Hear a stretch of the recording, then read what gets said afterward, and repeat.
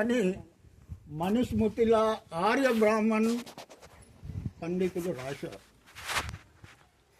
అది ముఖ్యమైన చరిత్ర. ఈరోజు యువత పిల్లలు చదువుకుంటే బాగుంటుంది అని నేను వాళ్ళని రిక్వెస్ట్ చేస్తున్నా. కేవలం మన భారతదేశంలో 3,30,00,000 దేవతలు ఎవరు నిర్మించారు? ఆ నిర్మించిన వారే ఎందుకు పోచమ్మ దగ్గర పోరు? మనమే ఎందుకు పోతాం? ఇవన్నీ ఆలోచన ఆ పుస్తకాలు చదివితేనే మీకు అర్థమైంది. మా అసొంటలు చెప్తే ఏదో చెప్తాను అనుకుంటారు. పుస్తకాలు ఉన్నాయి, కేవలం 100 రూపాయలు మాత్రమే ఆ పుస్తకాలకు. 100, 150, 200 కావచ్చు, కానీ అలాంటివి ఎన్ని పోతాయి?